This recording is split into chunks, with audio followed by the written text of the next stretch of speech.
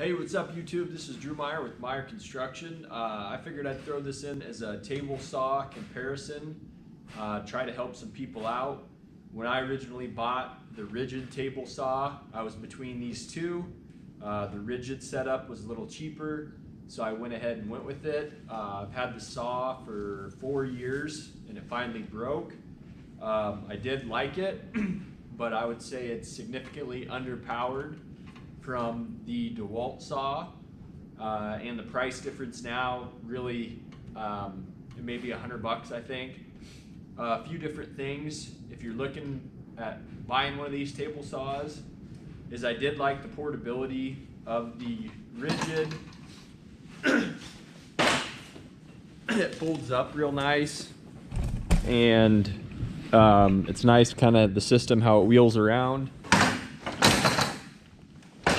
which is kind of broken now, but it stores just like that.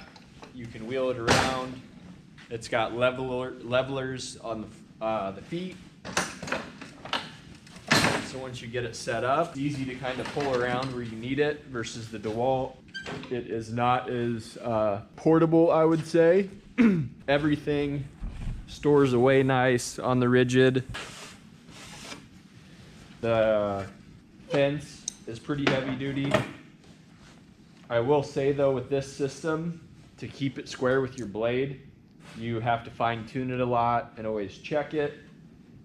The DeWalt has the rack and pinion system, which I believe is superior now after using them, where you just have that locking mechanism, the dial, and once you set it, that way you know it's square. Like I said, this motor, I don't know the specs off the top of my head, but there's a lot more power here with the DeWalt. I feel like the Ridgid is severely underpowered. You'd really have to baby it to rip like dimensional lumber. I also like the fact of the start and stop. You know, if you want to lock out on the DeWalt, that flips down. And if, you know, this is your table, you know, like someone coming in your shop, if they're not used to this, or a kid, you're not going to figure out to flip that up, press it. The DeWalt also has a brake on the blade. Everything stores away on the saw real nice.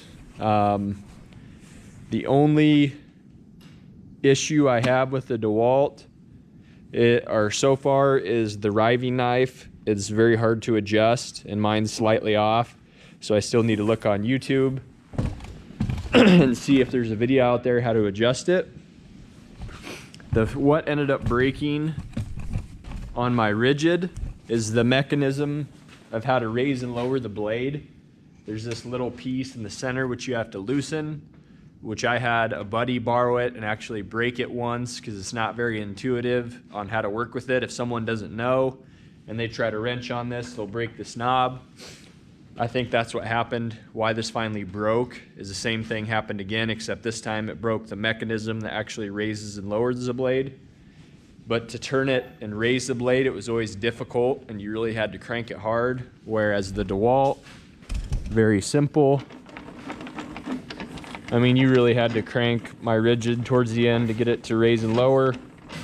Also, I like the on-fence storage for a push stick. It's right there when you need it, stays in place.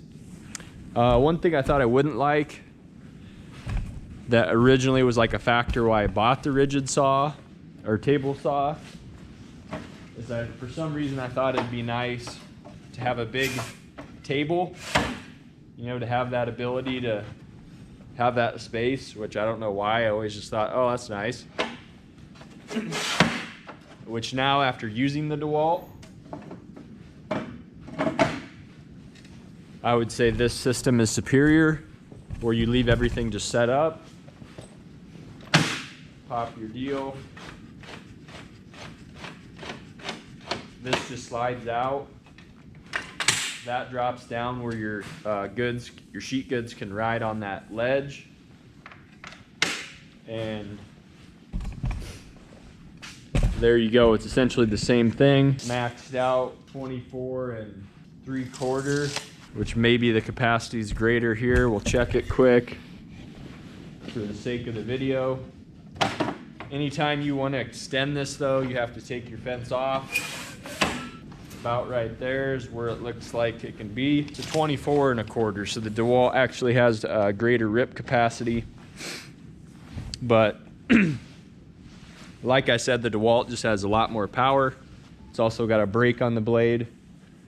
Maybe the Ridgid has changed. Like I said, that one's 5 years old, but looking when this broke, the Ridgids now look very similar. And I know when I bought this, I was really bummed that I couldn't put a dado stack in this. The motor wasn't big enough. And on the manufacturer's specs, it said absolutely not. The DeWalt, I can't remember off the top of my head, but you can run a dado stack. I can't remember how wide, but that's a nice, obviously, thing that, you know, for most people, you'll want, if you have a table saw, you're gonna wanna run a dado stack in it. I'll show you how the DeWalt kind of packs away. So you can see how much easier that blade goes down. So you just unlock these two little levers. This slides out. You drop this under. Hook it here.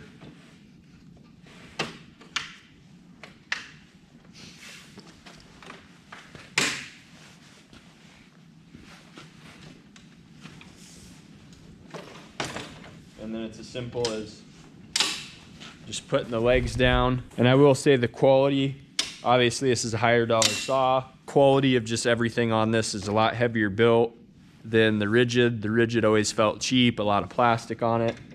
There's very minimal plastic on the DeWalt setup here, which is obviously a huge plus. Also the onboard storage of your miter gauge, which this works fine. The tolerances could be a little tighter, but it still works pretty good. The storage is nice and tucked away. It's easy to set up.